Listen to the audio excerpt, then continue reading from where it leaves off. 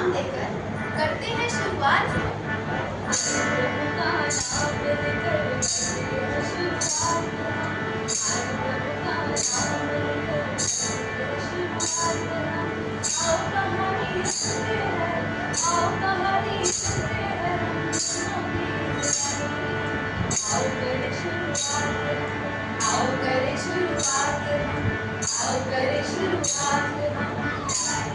करते हैं शुरुआत हम कहानी की। ध्यान से सुनिए, सुनाने वाले हैं हम जो।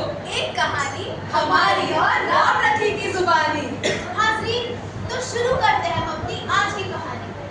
ये कहानी है उन माँ बाप की जिन्होंने अपने बच्चों को पालने के लिए इतने कष्ट सहे, बीमार होते थे तो रो पड़ते थे, तड़प उठते थे।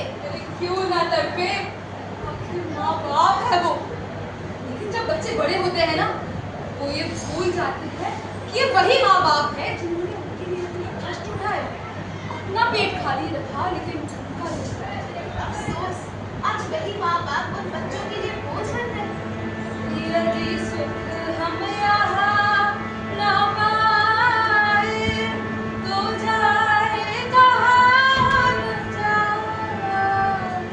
यदि सुख हम यहाँ न पाए तो जाए कहाँ हम जाए।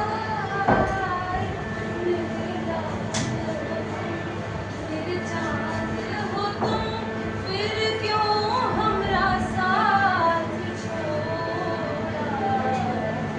मैं जोगी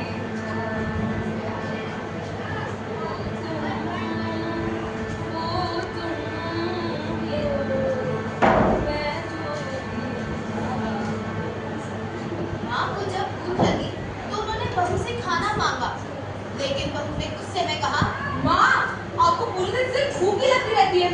अरे जब देखो आप खाना खाना करते रहते हो।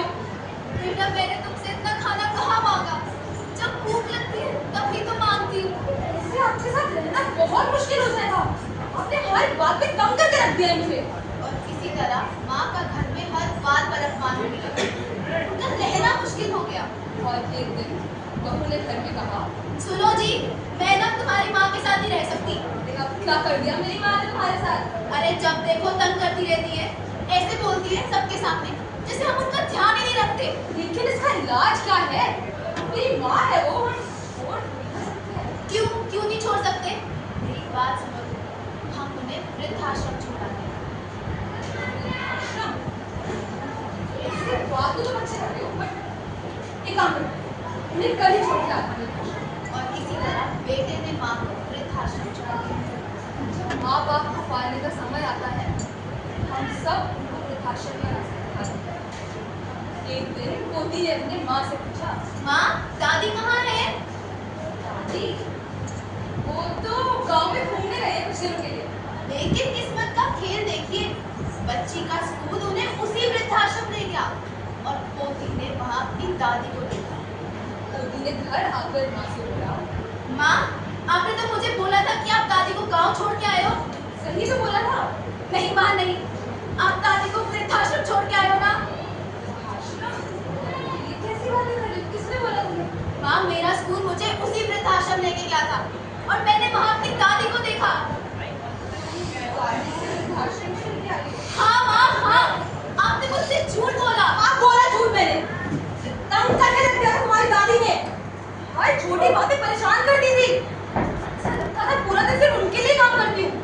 अपने लिए कोई जिंदगी नहीं बची थी, कोई आजादी नहीं थी। क्या करती मैं? तो आप कहना चाहते हो अगर कल को आप मुझे परेशान करोगे तो क्या मैं आपको भी वृद्धाश्रम छोड़ाऊं? ऐसी बात नहीं करती हो, मेरा वो मतलब नहीं था। अच्छा, अब आप पर बात आई इसलिए। मैंने तो सोचा भी नहीं था कि मैं आज जो अपने माँ बाप के साथ कर रही हूँ, पर तुम भी तो मेरे साथ कर सकती हो। सच, हम भूल जाते हैं जो हम आज कर रहे हैं वो कल हमारे साथ भी हो सकता है। और इसी तरह बेटी ने माँ को सही रास्ता दिखाया और वो दादी को घर वापस लेकर आ गए।